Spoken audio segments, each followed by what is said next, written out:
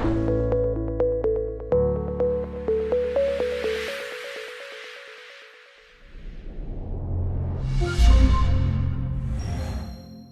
a gente vai falar infecção pelo vírus HIV, um dos assuntos mais cobrados dos exames médicos. Vamos percorrer pelo que mais cai na prova. Primeiro, epidemia de HIV no Brasil. Então é importante conhecer que a epidemia desse vírus no nosso país é uma pandemia. Ela está estabilizada, é concentrada em algumas populações chaves, mas ela está longe de ser uma epidemia controlada no Brasil. São 30 mil a 40 mil casos novos de HIV por ano no nosso país. E uma característica bem explorada nas provas, está aumentando em jovens, especialmente homem que faz sexo com homem, entre 20 e 40 anos.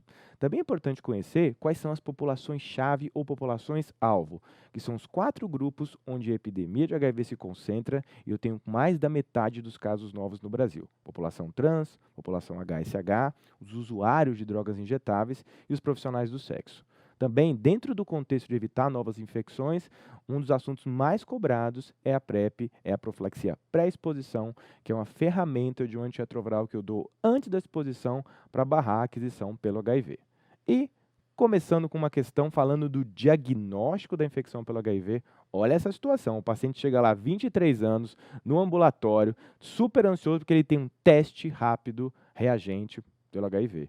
Claro que isso não confirma a infecção, e essa questão é exatamente para entender qual é o fluxograma de diagnóstico de HIV no Brasil. Convém a gente lembrar, muitas vezes, que a terapia antirretroviral ela só é indicada quando eu tenho a confirmação do diagnóstico e para todas as pessoas vivendo com HIV. Então, nessa questão, o que é importante a gente lembrar da terapia antirretroviral, que eu começo com esse esquema no Brasil, tenofovir, lamivudine e dolutegravir, e eu tenho que ter um outro teste rápido, que fala exatamente a alternativa B. Para confirmar o diagnóstico, eu tenho que ter um outro teste rápido diferente do primeiro. Se ele for reagente, o diagnóstico está confirmado e, independente de CD4, de carga viral, eu inicio a terapia antirretroviral indicada para esse paciente. Então, vamos entender o fluxograma no Brasil do Ministério da Saúde de 2018, que diz respeito ao diagnóstico de HIV utilizando testes rápidos. Então, olha só. 2 testes rápidos diferentes fazem o diagnóstico de HIV feitos no mesmo momento. Então, como que é o cenário? Vai chegar o paciente lá para ser testado para HIV, num grupo de atenção primária, ou mesmo na unidade básica de saúde, furou o dedinho, primeiro teste rápido positivo, aí você vai pegar ali a mesma amostra de sangue, um outro teste rápido diferente do primeiro, se os 2 vierem positivos, fecha o diagnóstico. Detalhe, se tiver teste divergente, aí o laudo vai ser inconclusivo. Nessa situação, o que eu posso fazer para confirmar o diagnóstico de HIV com a divergência de testes rápidos?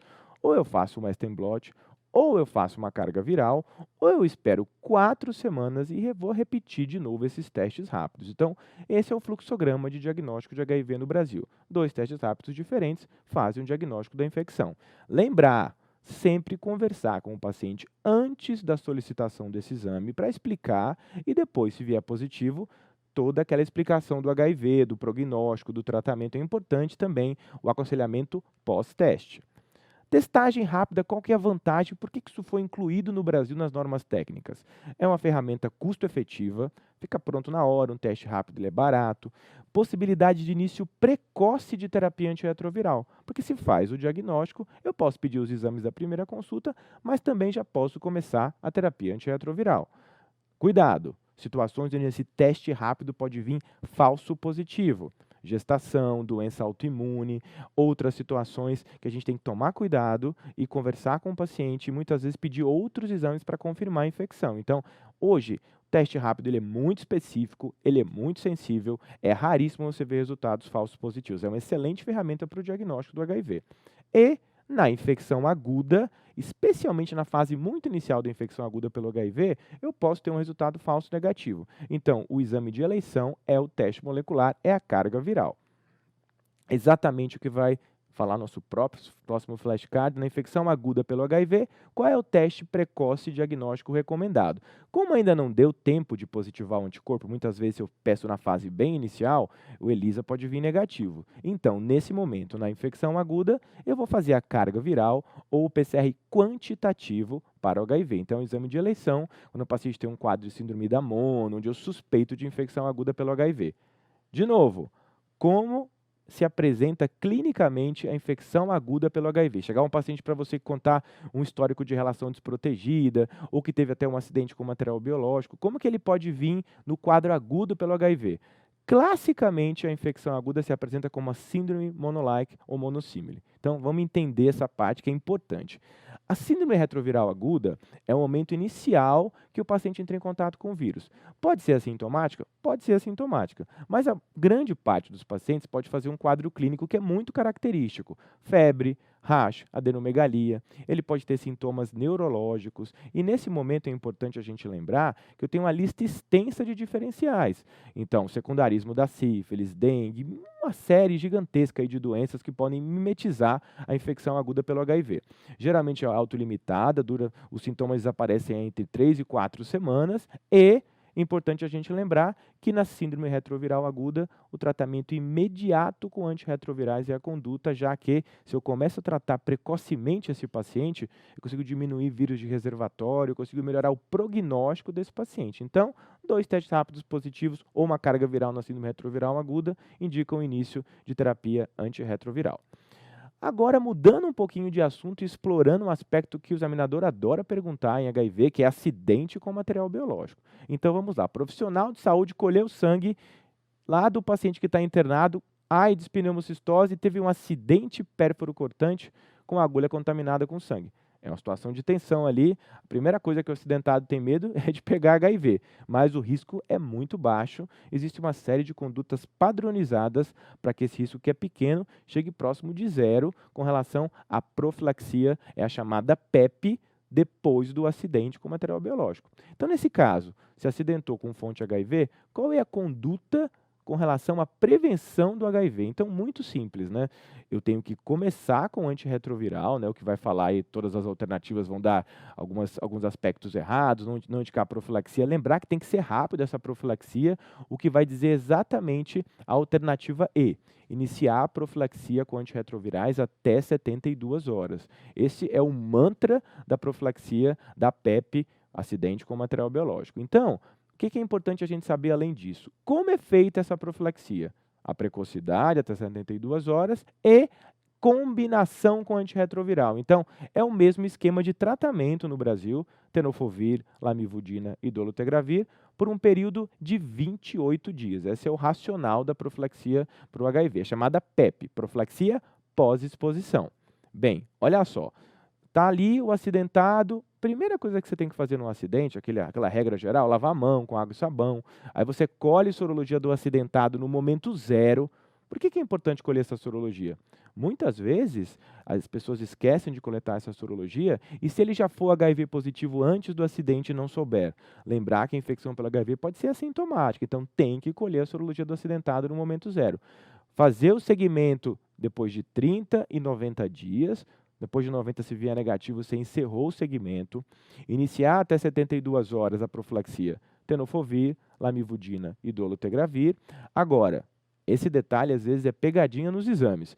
Quando a fonte for desconhecida, você mesmo assim oferece profilaxia para o HIV. Então, quais são as situações que você oferece o antirretroviral para o acidentado? Quando a fonte é sabidamente HIV positivo, às vezes a fonte não sabe se tem HIV. Então, o que você faz na hora do acidente? Faz um teste rápido da fonte, que fica pronto em horas. Se vier um teste rápido negativo, eu não vou indicar a profilaxia. Se vier um teste rápido positivo, começo a profilaxia imediatamente, no máximo até 72 horas. Então, profilaxia pós-exposição. Não é para errar isso na prova, despenca nos exames médicos. Olha só, falando ainda de PEP.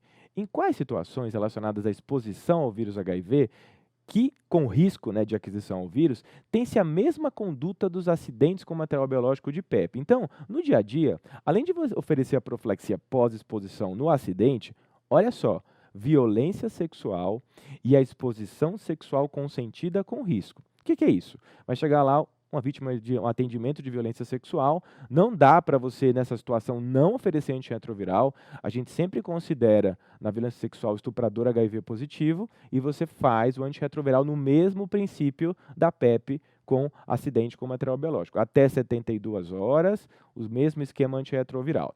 Só não vai fazer dolutegravir se houver uma chance da paciente vítima de violência estar grávida. Aí você vai ter que escolher um outro antirretroviral, no caso a atazanavir. Agora, tirando essa situação, sempre é o dolutegravir.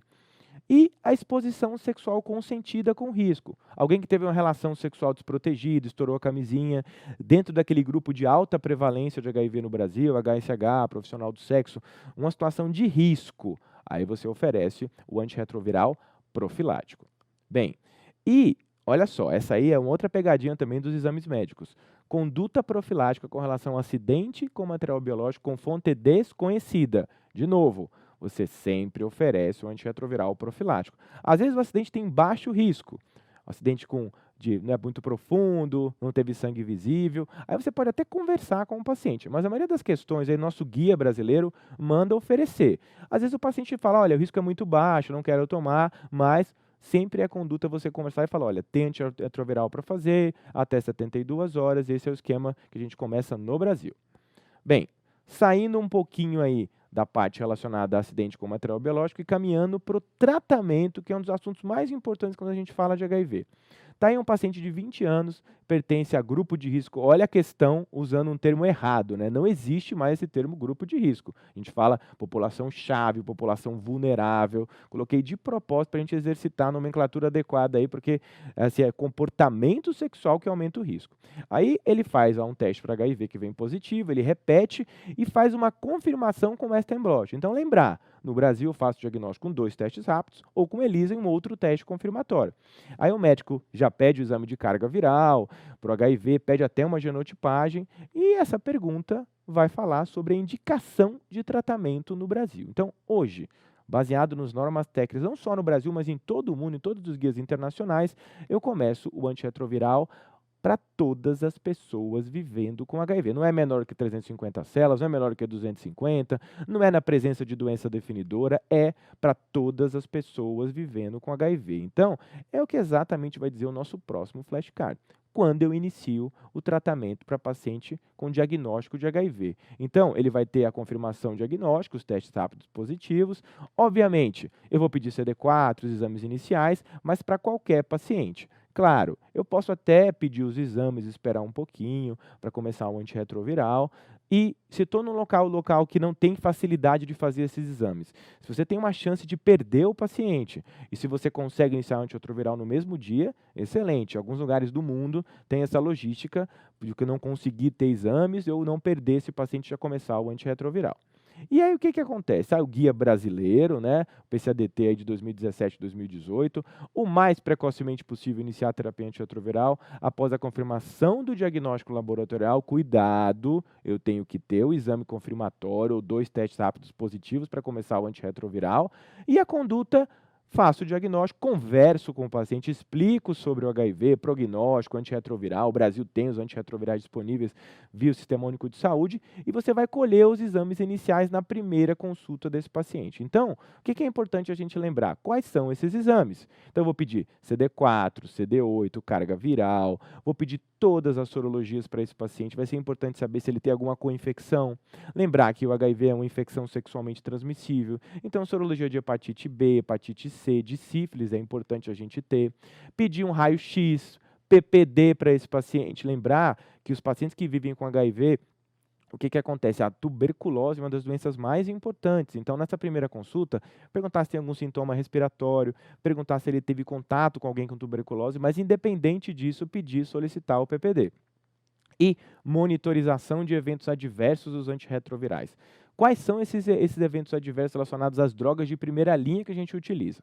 O esquema tenofovir, lamivudina e dolutegravir é o esquema que a gente começa a tratar no Brasil. Então, lembrar, tenofovir, toxicidade renal e óssea. Efavirense, sistema nervoso central, pode ter um quadro de tontura, pesadelo, alteração do sono.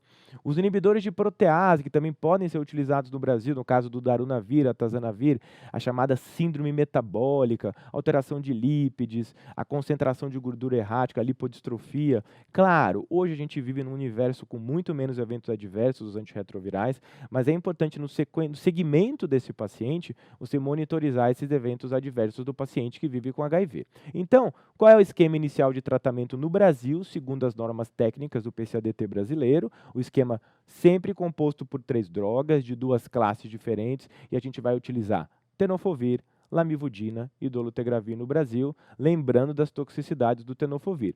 Muitas vezes o que o examinador gosta de perguntar são os eventos adversos relacionados aos antirretrovirais. A lamivudina é uma droga bastante segura com relação aos eventos adversos e o dolutegravir pode ter um ganho de peso também nos primeiros dias, alteração do sono, insônia, mas é um esquema muito seguro, somente 2 comprimidos, o tenofovir é combinado com lamivudina e eu tenho o dolutegravir. E aí o que acontece? O paciente toma adequadamente o antirretroviral, ele vai subir o CD4, cair a carga viral. O objetivo do tratamento é ficar indetectável após 6 meses do início do antirretroviral. Agora, o que pode acontecer que é explorado nos exames? Quando o paciente sobe CD4, o que acontece? Você tem uma reconstrução da resposta inflamatória. Você vai cair a carga viral e vai subir o CD4. O que pode acontecer? A chamada síndrome da reconstituição imunológica. O que é isso? Quando o CD4 vai subir, carga viral vai cair e muitas vezes eu posso exacerbar a doença oportunista. E aí, sistema nervoso central, pulmão, são situações onde eu tenho que prestar bastante atenção, porque ele pode piorar a evolução oportunista.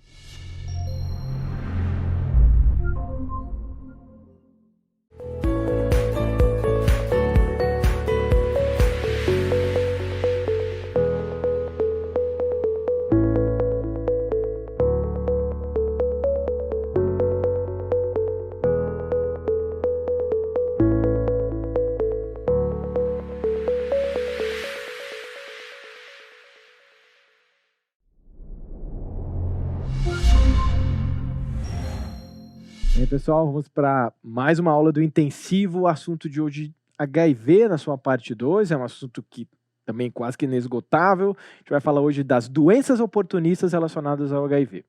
Bem, nada melhor com o cenário de uma questão que caiu na prova de residência aí recentemente.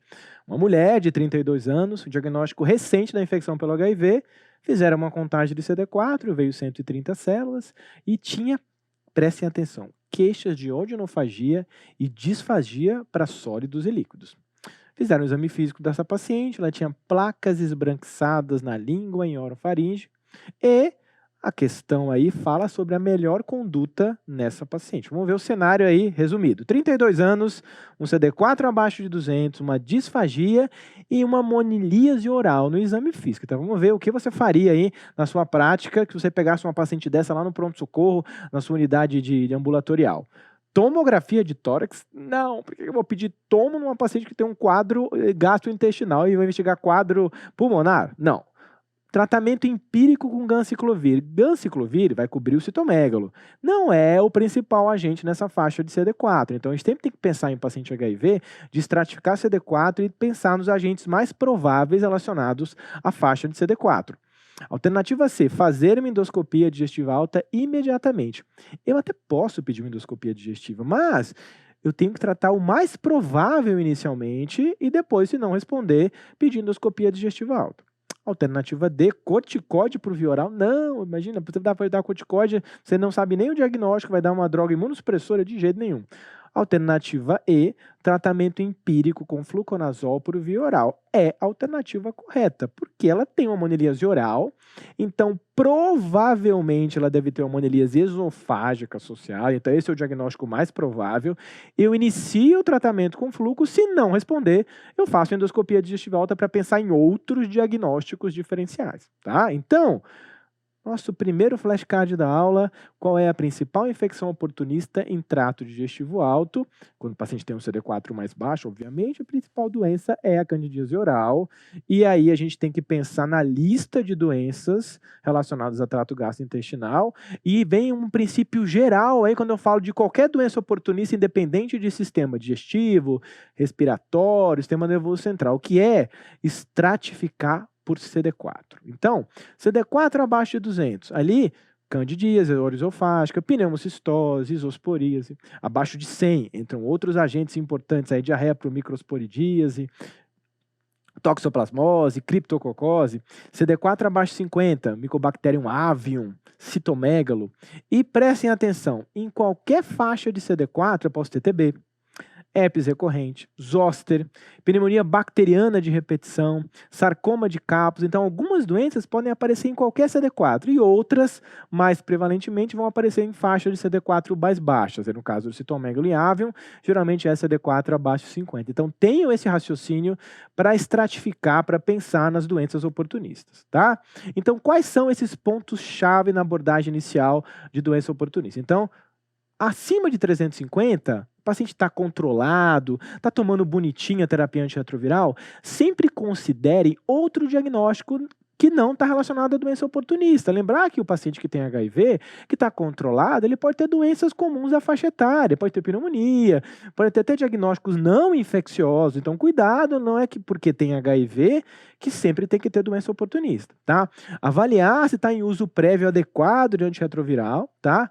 Geralmente, quando o paciente está grave, eu tenho que fazer uma abordagem empírica, tratar o que é mais provável.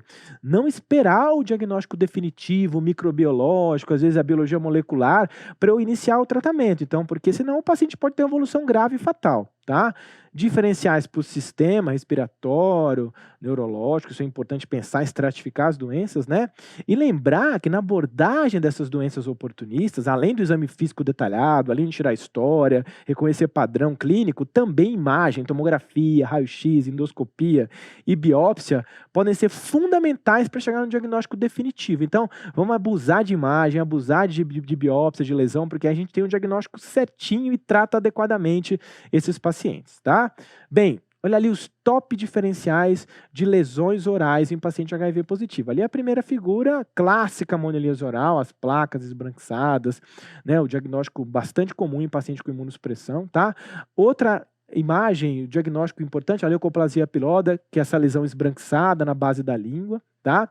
O herpes simples, que não é um diagnóstico de doença definidora, mas quando ele tem repetição, extensão, gravidade, tem que pensar em infecção pelo HIV também. E o clássico aí, o sarcoma de Kaposi, essa lesão violácea, castanhada, que pode aparecer desde a boca até o ânus. Lembrar que o Kaposi é um tumor que pode visceralizar e que muitas vezes o tratamento não é só a terapia antirretroviral, mas também quimioterapia específica para o sarcoma de Kaposi, tá?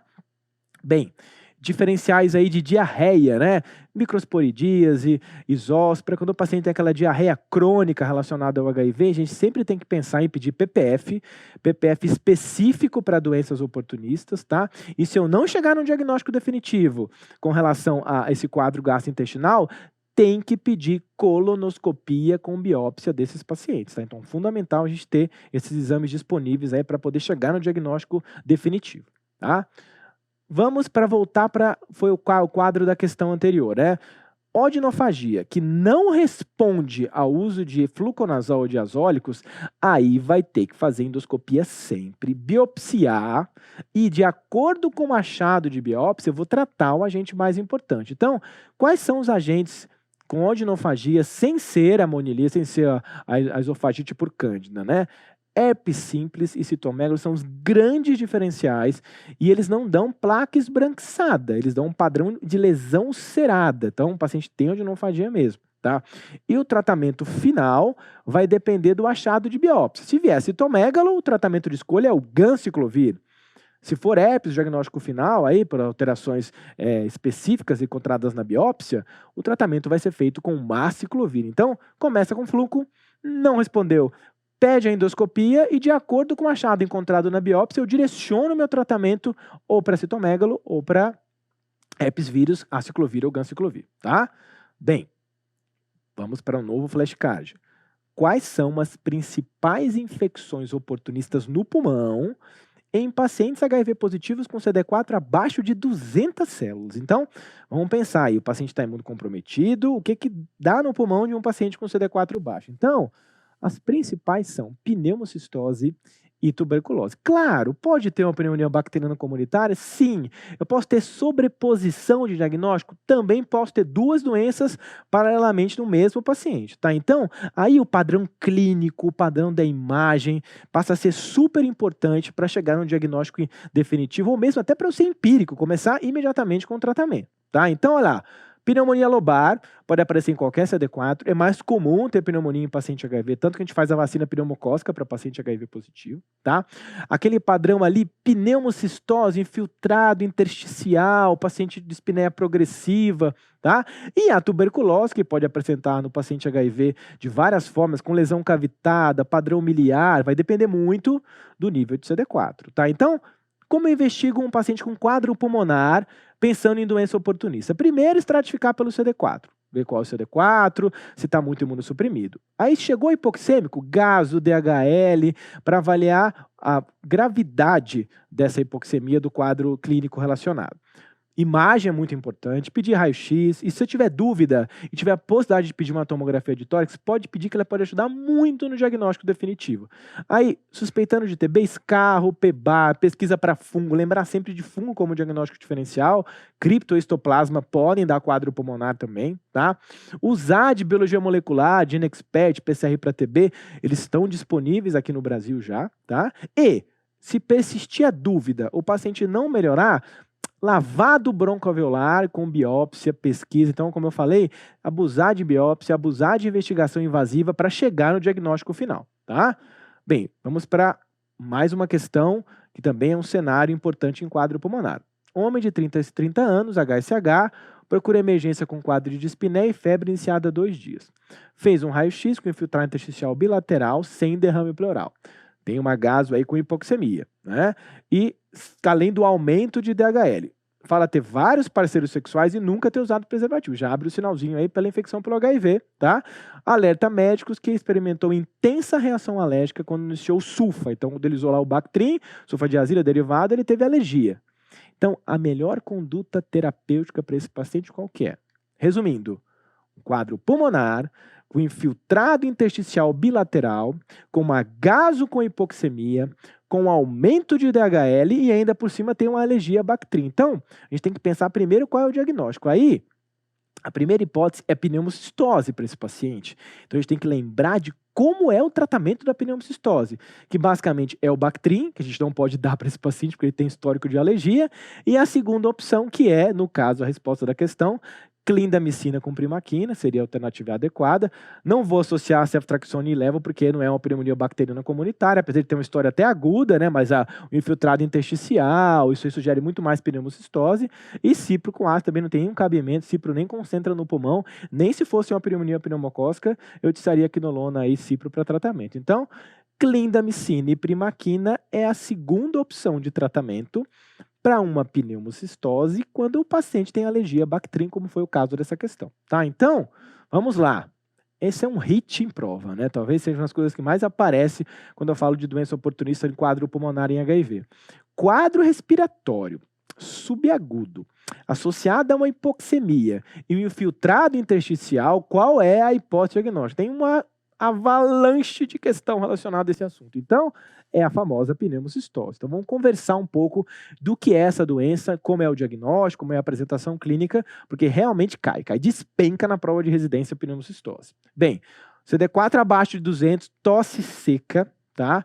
O laboratório, hipoxemia e aumento de DHL. Então, isso é clássico. Então, uma história subaguda, tosse, dispneia, 3 semanas de evolução, chega o paciente dispneico no pronto-socorro, o laboratório, você colhe uma gaso, hipoxemia, aumento de DHL. Então, aí, o tratamento é empírico, você pode até pedir escarro, tentar isolar o pneumocystis no escarro, que é um fungo, pneumocystis gyrovese, e iniciar imediatamente o tratamento que é feito com Bactrim, com sulfa, e prestem atenção, corticoide é indicado principalmente se tiver uma gaso com PO2 abaixo de 70 ou um gradiente artério-alveolar acima de 35, tá? E o padrão clássico, raio-x, infiltrado intersticial difuso bilateral. Padrão tomográfico, vidro fosco, lembrar sempre de pneumocistose, tá? Bem, e aí? Qual é o grande diferencial de pneumocistose em pacientes HIV positivos com a imagem que parece aquele infiltrado intersticial bilateral? Então, tá tossindo, é um paciente HIV positivo, tem esse padrão bilateral. O que você tem que pensar em diagnóstico diferencial com pneumocistose? Sempre, a clássica, a grande mãe das doenças oportunistas, a principal doença oportunista no Brasil, que mais mata é a tuberculose miliar, e claro que outros sítios de tuberculose também em paciente HIV. O que precisamos saber dessa combinação fatal que é HIV junto com tuberculose? Os padrões variam de acordo com o CD4. Eu posso ter lesão cavitada bonitinha ali no ápice do pulmão quando o CD4 estiver alto, ou quando estiver muito imunossuprimido, um padrão disseminado miliar bilateral. Como eu já disse, a principal doença oportunista no nosso país é a tuberculose, é a que mais mata, tá? Tratamento são 6 a 9 meses de RP, neuro-TB eu trato 9 meses. Cuidado com hepatotoxicidade, monitorizar com transaminases durante o segmento. E uma situação também que é bastante frequente, descobre as duas doenças ao mesmo tempo, HIV e tuberculose. O que eu faço? Se o CD4 estiver abaixo de 50, sempre eu começo com o esquema para TB, mas se tiver abaixo de 50, eu não posso esperar muito para começar com antirretroviral. Eu vou esperar aí 2 a 6 semanas e já começar com antirretroviral, tá? A única exceção é a neuro-TB, que eu espero um pouquinho mais de tempo, tá? E quais são os antirretrovirais que são compatíveis para usar a rifampicina, que eu posso utilizar o antirretroviral junto com a rifampicina? No caso, é o raltegravir, que é o inibidor de integrase, é da primeira geração dos inibidores de integrase, e o efavirenz. Então, o esquema antirretroviral, que é compatível com o uso da rifampicina, são esquemas baseados ou em efavirenz ou em raltegravir, tá? Então, cuidado também, é um assunto que pode aparecer para vocês, tá? Vamos para mais um novo quadro clínico aí, que é bem interessante essa questão. Mulher de 50 anos, queixa de perda de 12 quilos nos últimos 6 meses e alteração de memória. Então, tem um quadro neurológico, mais uma síndrome constitutiva. A filha conta que, além de esquecer com frequência fatos recentes, ela tem uma certa confusão mental, não reconhecendo parentes próximos. Ou seja, tem um quadro neurológico aí associado. Tem um Glasgow de 13, não lembra a data, e tem uma lesão na língua, no exame físico da uroscopia, e também fizeram uma ressonância para avaliar padrão de imagem. Então, é muito interessante essa questão, porque tem imagem, tem fotinho, então cada vez mais nos exames vai aparecer questões que remetem à interpretação de radiologia, de tomografia, de raio-x. Então, é muito importante que vocês estejam familiarizados com esse tipo de questão, porque acaba sendo a tônica dos exames das instituições mais renomadas, aí, quando eu falo de bons programas de residência, de provas aí. Então, vamos ver, olha lá o padrão. Vocês lembram leucoplasia pilosa e ali na ressonância uma lesão expansiva, né? Então tem até na UCOT eu vejo outras lesões expansivas além desse quadro aí da leucoplasia. Vamos ver as alternativas aí que ele coloca. Trata de leucoplasia pilosa, ok. Teste rápido para HIV seja positivo, eu vou iniciar sulfa mais pirimetamina. Perfeito, é padrão clássico de lesão expansiva, neurotoxoplasmose. Então, e aí também, claro, antes o paciente não tinha um diagnóstico de HIV, tem que pedir um teste rápido para ver se realmente tem HIV. Se vier HIV positivo, realmente autoriza o tratamento com o esquema para neurotóxico, que é um dos principais diagnósticos para lesão expansiva em paciente HIV, tá? Manejo oral não, porque é uma lesão de leucoplasia pilosa, tá? Então, punção licórica também não, tem lesão expansiva. Como é que eu vou puncionar um paciente com lesão expansiva? Então, não vale a pena, nem dá para puncionar, tá? Cefalite por citomégulo não é esse padrão, tá? Então, eu não vou prescrever ganciclovir para esse paciente. E neoplasia primária da língua também não é mais frequente em paciente HIV, tá? E metástase também seria um diagnóstico diferencial. Então, a alternativa correta, leucoplasia pilosa, fazer um teste rápido e a associação de sulfadiazina com pirimetamina, que é o esquema clássico de tratamento de neurotoxoplasmose, tá? Então, como é que eu abordo um quadro neurológico em paciente HIV? Em primeiro, o que é o terror aí de todo mundo é fazer um exame neurológico adequado no paciente HIV, tá? Vou pedir imagem, vou pedir tomografia, sempre lembrar de pedir tomo com contraste, que vê melhor padrão de lesão. E se possível, de acordo com a tomografia, se não tiver nenhuma lesão expansiva, nenhum critério de punção licórica, para não fazer a punção, faça líquor sempre. Pesquise tudo no líquor, TB, fungo, tinta da China, quimiocitológico. Também sempre estratifique por CD4. Em CD4 alto é pouco provável a doença infecciosa oportunista. Se for gravidade, de acordo com o padrão de líquor de imagem, pense na hipótese mais provável e já entre com tratamento empírico, porque vai demorar para o diagnóstico de biologia molecular chegar. Às vezes eu não vou achar o agente etiológico no líquor e nem nas pesquisas, nem cultura, vai demorar a ficar positivo, tá? E Detalhe também que não dá para esquecer. Não é para começar com tratamento antirretroviral na fase aguda de tratamento de doença oportunista do sistema nervoso central. Porque senão eu tenho uma exacerbação da resposta inflamatória. Isso pode causar íris, né, que eu já comentei, a síndrome da reconstituição imunológica. Então, trata primeiro a doença oportunista, espera um pouquinho para depois eu começar com a terapia antirretroviral, tá? Então, vamos para um flashcard aí, ouro, esse flashcard. Muito importante. Lesão expansiva, com efeito de massa, em paciente HIV com CD4 abaixo de 200. O que a gente tem que pensar nessa situação que é clássica também nos exames de residência, né? Neurotoxoplasmose. Neurotoxo é também um hit quando a gente fala de prova aí e doença oportunista do sistema nervoso central. Então, olha lá, múltiplas lesões, gânglios da base. Então, isso é também muito, muito comum, tá? Geralmente são 1, 2, 3 lesões em qualquer topografia do sistema nervoso central. Geralmente o CD4 é abaixo de 200. Quadro clínico, sinal focal, convulsão, hemiparesia, rebaixamento de nível de consciência. Dependendo da topografia da lesão, eu posso ter um quadro clínico ou outro, tá? Mas é clássico achar múltiplas lesões em gânglios da base com realce. Olha ali o realce, ó, na fase contrastada da tomografia, tá? Isso é bastante importante. Tratamento empírico. Chegou um paciente HIV, CD4 baixo, lesão expansiva, com realce, sinal focal, sulfadiazina, perimetamina e ácido folínico. Trato 2 semanas. Vou repetir essa imagem. Se a imagem depois de 2 semanas melhorar completamente ou tiver uma evolução satisfatória, ok, estamos no caminho certo, completa 4 a 6 semanas de tratamento com esse esquema. Agora, se a imagem não melhora, o paciente neurologicamente não teve nenhum tipo de melhora do déficit, tem que pensar no grande diferencial, que é um linfoma primário do sistema nervoso central para esse paciente. A lesão geralmente é única, geralmente não tem realce na fase de contraste e tem relação com Epstein-Barr, né, o vírus EBV aí, tá? Bem, exatamente o que diz o nosso flashcard.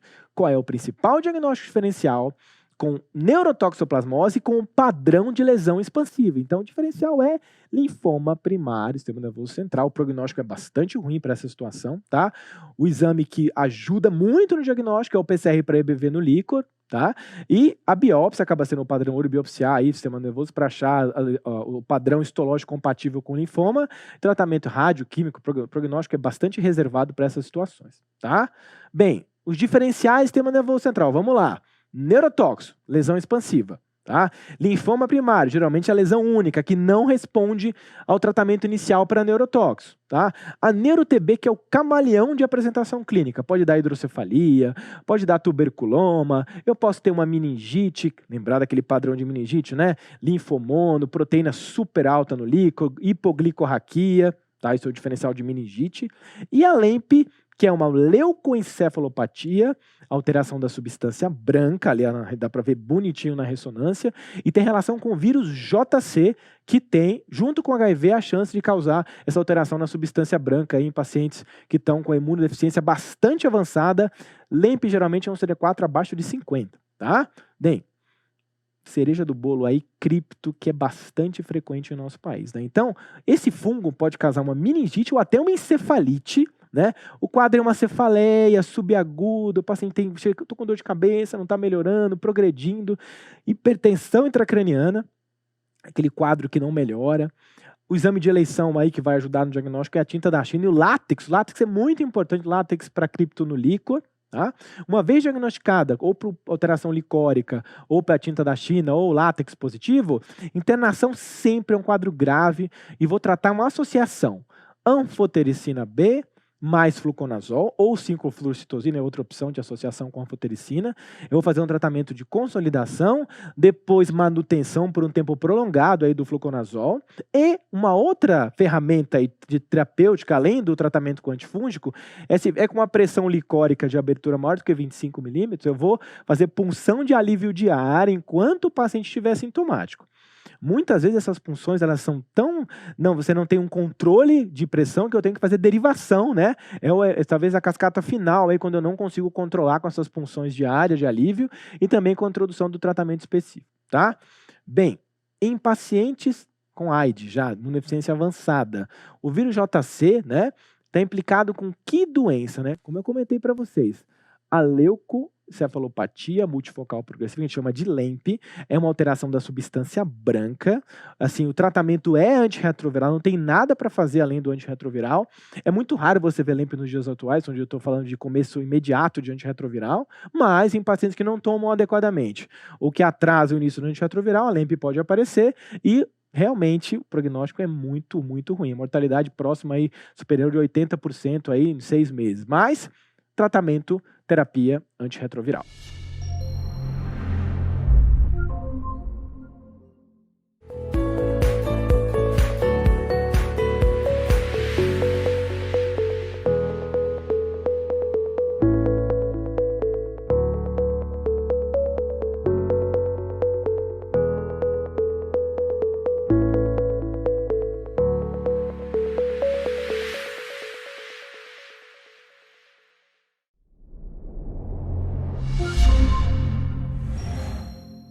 O tema desta aula é anemias hiperproliferativas, ou seja, as anemias em que nós temos uma resposta da medula óssea, ou seja, o problema não é dela, a medula óssea está funcionando muito bem e está respondendo frente a essa anemia, que a gente vai ver que a principal causa são as anemias que têm algum tipo de hemólise. E eu vou começar falando de origem hereditárias, as talassemias. A talassemia ocorre quando a gente tem uma produção reduzida de globinas e ela vai ganhar o nome dependendo de qual das cadeias está afetada. Então, se a cadeia beta está afetada, a gente vai chamar de beta-talasemia, e se a cadeia alfa está afetada, são as alfas-talassemias. E elas têm um quadro clínico bem variável, então depende do indivíduo, depende quantas deleções genéticas ele tem, que aí você vai ver se o paciente tem um quadro bem grave de anemia hemolítica ou não. O traço falciforme, por exemplo, o paciente tem uma anemia microcítica, mas bem leve, ele vive uma vida praticamente normal. Como é que é o laboratório desses pacientes que têm talassemia? Então, a gente vai ter uma microcitose bem importante, mais ainda do que a anemia ferropriva, o VCM fica bem baixo mesmo nesse paciente. Vamos ter a presença das famosas hemácias em alvo, que são essas hemácias aqui, que tem esse pontinho no meio, que parece como aqueles alvos de tiro ao alvo mesmo, tá? Isso aqui não é patognomônico de talassemia. Pode aparecer em outras condições, inclusive na anemia ferropriva, mas classicamente, e o que é mais cobrado em questão de prova é, você viu muita hemácia em alvo, pensa em talassemia. Além disso, o que a gente vai encontrar?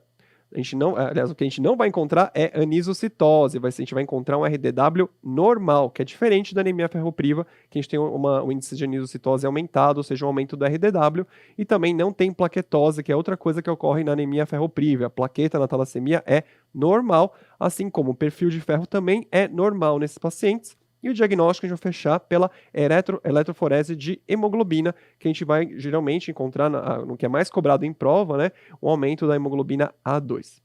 Vamos olhar uma questão de prova para ver como isso é cobrado aqui. Isso aqui caiu no SUS São Paulo 2011. Então, uma gestante assintomática é avaliada no pré-natal.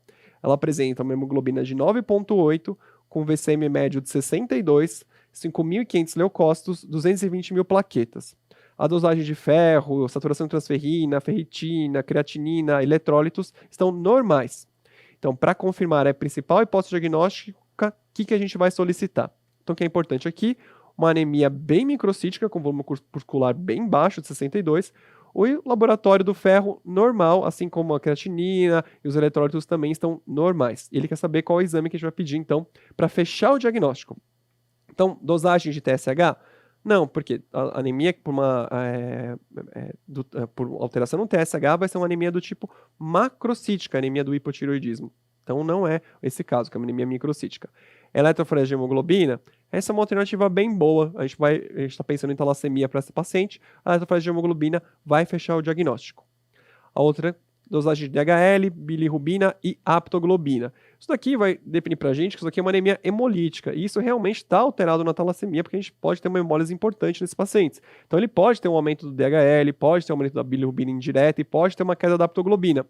Só que isso não fecha diagnóstico pra gente. Isso aqui vai falar que é uma hemólise que pode ocorrer em anemia macrocítica, em microcítica. Não vai dizer por que esse paciente está tendo uma hemólise. Então isso aqui não é uma boa alternativa também.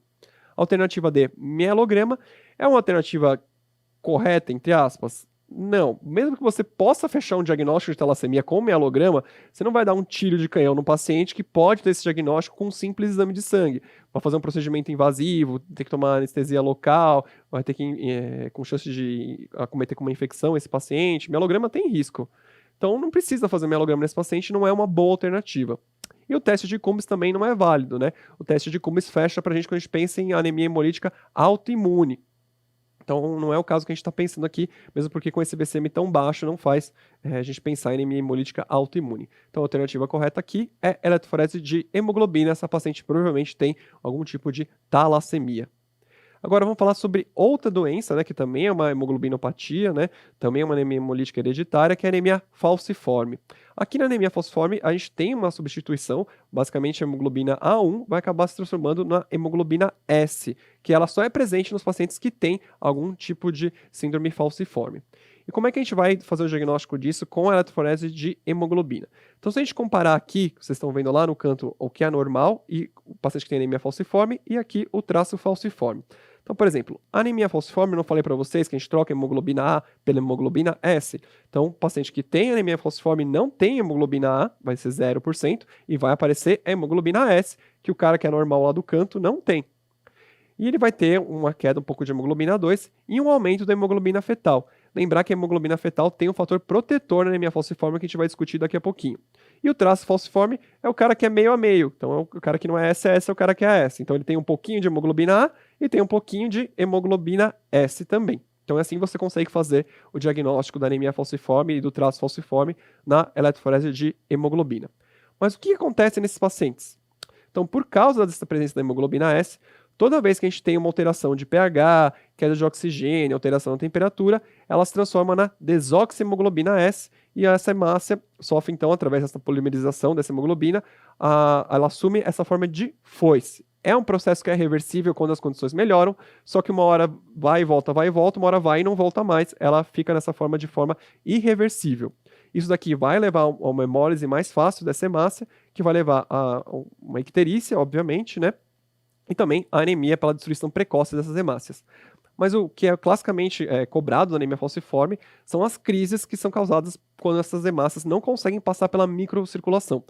Toda vez que a gente tiver uma doença hematológica que altera a estrutura do eritrócito, a gente vai ter algum problema na microcirculação, porque ela precisa ter aquela forma de disco bicôncavo para conseguir passar bonitinho num espaço bem pequeno. Senão, ele começa a ocluir, vai começar a ter essa vasoclusão, vai levar a infarto, necrose e disfunção de órgãos nobres e essas crises dolorosas, que é o que é cobrado geralmente na anemia falciforme.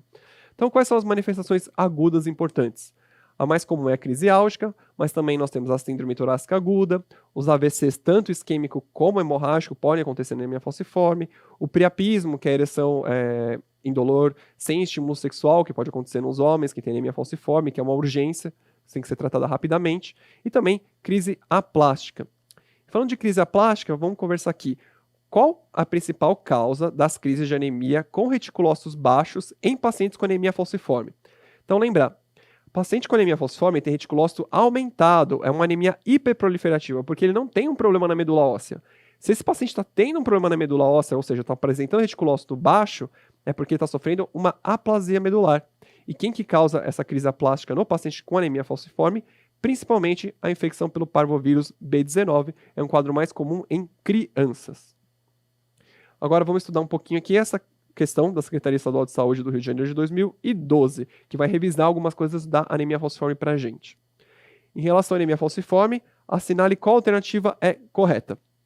Então, primeira alternativa, as crises álgicas podem ser desencadeadas por desidratação, infecção, frio, estresse físico ou emocional. É correta essa alternativa. Todos aqui são fatores desencadeantes. Então, você chega para você no seu pronto-socorro, uma paciente que brigou com o namorado e que tem anemia falciforme e está reclamando de dor, você não vai achar que é piti, é realmente estresse emocional, pode provocar uma crise álgica nesses pacientes, então tem que ser tratada como uma crise álgica mesmo. Segunda alternativa, as crises álgicas geralmente acometem ossos e articulações e estão associadas a edema, eritema e calor local. Sim, está correto. É o processo inflamatório dessas crises álgicas, então a alternativa 2 também é correta. E a alternativa 3, o tratamento das crises álgicas tem como premissas hidratação, analgesia e investigação do fator desencadeador. Isso também está correto, a gente vai rever isso daqui a pouquinho, mas isso daqui são as premissas mesmo do tratamento dessas crises álgicas, portanto aqui todas as alternativas estão corretas. Então, como eu falei, quais são as premissas do tratamento da crise álgica na anemia falciforme? Então, primeira coisa, você vai hidratar bem esse paciente, e não é hiperidratação. Então, isso aqui é uma pegadinha de prova, ele coloca na alternativa lá, hiperidratação, você vai lá, marca e erra. Não. Então, lembrar que é hidratação apenas, uma hidratação adequada desse paciente. Vai fazer uma analgesia escalonada, então incluindo opioides, você não pode pensar que o paciente tem algum tipo de adicção, principalmente em questão de prova, se isso não está sendo referido, você não vai confabular isso. Então você tem que acreditar no seu paciente. Então se ele só falar que só resolve com morfina, não é porque ele é um viciado, é porque ele sempre trata e só sabe que desse jeito é que funciona com ele. Então você vai dar opioide para ele e depois você vê se ele tem um problema e também trata esse problema porque é a sua função como médico. E também identificação do fator desencadeante. É uma crise álgica por desidratação, está hidratando o paciente, beleza. É uma infecção, então vamos fazer cultura, vamos dar antibiótico para esse paciente, porque você tira o fator desencadeante, você também para com esse mecanismo da crise álgica. Vamos falar agora sobre as manifestações crônicas. O que esse paciente pode apresentar ao longo da vida? Então ele pode ter um quadro de hipertensão pulmonar, pode ter retinopatia, osteonecrose, pode desenvolver uma doença renal crônica também, pode desenvolver osteomielite, principalmente por infecção por salmonela nesses pacientes, pode ter úlceras de membro inferior que pioram no paciente que acaba usando a hidroxiureia, que é um efeito colateral, e também podem sofrer uma autoesplenectomia. Isso ocorre ainda na infância desses pacientes, até os 4, 5 anos de idade no máximo, que devido às grandes oclusões da circulação, da microcirculação, o baço desse paciente acaba, como a gente fala de autoesplenectomia, não é porque ninguém tirou o baço, mas ele deixa de ter função. Então esse paciente não consegue mais ter função desse baço, o que vai até prejudicar a imunidade dele posteriormente. Então, quais são as principais medidas no tratamento ambulatorial da anemia falciforme? Ou seja, não é o tratamento das crises, mas o paciente que só tem anemia falciforme. Então, você vai dar folato para ele, porque é uma anemia hiperproliferativa, então reposição de folato é importante para ele não ter uma aplasia por deficiência de folato. Os pacientes indicados, você vai fornecer hidroxiureia, e a hidroxiureia tem alguns benefícios que a gente vai discutir daqui a pouquinho. E também vai imunizar esse paciente com vacinas para influenza e germes encapsulados, justamente porque ele tem essa deficiência de imunidade por causa da autoesplectomia e também porque uma das principais causas de mortalidade nesse paciente são sepse, quadro infeccioso. Então, esses pacientes têm essa indicação de vacinação como grupo prioritário. E a hidroxiureia vai proporcionar quais benefícios no tratamento da anemia falciforme? Então, por que a gente dá hidroxiureia, né? Então, primeiramente, ela vai reduzir o número de leucócitos desse paciente. Então, a gente pode ver, às vezes, que o hemograma do paciente que tem anemia falciforme, ele tem uma leucocitose que não está associada à infecção. Ele tem um leuco acima de 10 mil sem ter um quadro infeccioso nenhum. Então, ele reduz, ela faz essa citorredução. E também, ela aumenta a concentração de hemoglobina fetal. Por que é importante aumentar a concentração de hemoglobina fetal? Porque a hemoglobina fetal, ela não participa da reação de polimerização da hemoglobina S, e ela impede. Então, se você tem uma concentração de hemoglobina fetal aumentada, quando chega numa situação que teria a falcização da hemácia, ela não ocorre, porque a hemoglobina fetal tem esse efeito protetor. Então, quanto mais hemoglobina fetal, mais brando vai ser os sintomas dessa anemia falciforme nesse paciente. Então, por isso que tem esses benefícios a hidroxiureia. E o paciente que tem traço falciforme, a gente tem que tomar algum cuidado com ele? Alguns cuidados poucos, geralmente eles são saudáveis, tá? Ele tem um risco aumentado para complicação renal comparado com o resto da população, mas não é grande coisa também. E o que a gente precisa fornecer para esse paciente é aconselhamento genético, porque ele tem traço falciforme e ele pode transmitir esse gene. Então, pode ser que o filho dele só tenha o traço falciforme, mas se ele se reproduzir com uma outra pessoa que também tem traço falciforme, ele pode gerar um filho com anemia falciforme, e aí vai ter uma doença bem mais grave. Ou alguém que tem traço talassêmico, ele pode gerar um filho que tem uma síndrome S-beta também, que se comporta praticamente como a anemia falciforme também. Então, um quadro bem mais grave do que apenas o traço falciforme. Vamos falar agora um pouquinho sobre as anemias hemolíticas microangiopáticas. Se vocês não olharam a aula ainda de introdução à hematologia, o que marca a anemia hemolítica microangiopática são a presença de esquizócitos no sangue periférico. E quais são as principais causas desse tipo de anemia? É a púrpura trombocitopênica trombótica, a síndrome hemolítica urêmica e a coagulação intravascular disseminada. Então a gente vai falar aqui primeiramente sobre a púrpura trombocitopênica trombótica, tá? Qual que é a pêntade clássica que todo mundo fala, o quadro clínico da púrpura trombocitopênica trombótica? Então esse paciente pode apresentar anemia hemolítica microangiopática, plaquetopenia, uma injúria renal aguda, febre e sintomas neurológicos que são variados. Então ele pode se queixar de cefaleia, confusão mental, pode apresentar convulsões, déficit focal, coma, é um quadro clínico bem variado. E na síndrome hemolítica urêmica, que é um quadro que acontece mais em crianças, a gente vai ter uma anemia hemolítica microangiopática com plaquetopenia e associado principalmente a uma insuficiência renal aguda. Então é um quadro que tem bastante alteração da função renal. Só que isso aqui não são critérios diagnósticos, tá? A gente tem outros critérios para fazer diagnóstico de PTT, por exemplo, a dosagem do Adantes 13, que é o que vai confirmar para a gente. Só que para a gente pensar em púrpura trombocitopênica trombótica, a gente não precisa desses 5 critérios e nem da dosagem do Adantes 13. Se você tem um paciente que tem uma anemia hemolítica microangiopática e plaquetopenia, você já pode pensar em púrpura trombocitopênica trombótica. Falando nela, qual a principal medida terapêutica no manejo da púrpura trombocitopênica trombótica? Então, chegou no paciente que você suspeita disso, você já pode começar a fazer o quê? A plasmaférese. Então, esse procedimento é o que vai tratar o paciente. E o interessante nesses casos de púrpura trombocitopênica trombótica é que você não precisa fechar o diagnóstico de PTT para começar a plasmaférese. Você pensou em PTT, já faz plasmaférese enquanto faz dosagem de Adantes 13 e outras provas que você queira para conseguir fechar esse diagnóstico. Por quê? Porque isso aqui muda a mortalidade. Quanto mais cedo for instituído plasmaférese, maior chance desses pacientes sobreviver à crise. Então, em questão de prova, sempre pense que PTT, cadê a questão que está falando que tem que fazer plasmaférese, que é a primeira coisa que você vai ter que fazer com esse paciente. Já a síndrome hemolítica urêmica, né, a gente tem 2 típicos, a atípica e a atípica, que a gente vê mais cobrada em prova, é a CHU típica, né? O que a gente vai ter nela? Ela vai ser precedida por uma enterocolite, tá? E o tratamento vai ser apenas suporte. Você não vai fazer plasmaférese desse paciente e também não vai transfundir plaqueta nesse tipo de paciente, apenas tratamento de suporte. Lembrando que também na púrpura trombocitopênica trombótica, a gente tem uma plaquetopenia importante, mas não está indicada a transfusão de plaqueta no primeiro momento, porque isso pode piorar o fenômeno trombótico nesses pacientes. Então, PTT e CHU, você não transfunde plaqueta, a não ser que seja realmente uma urgência.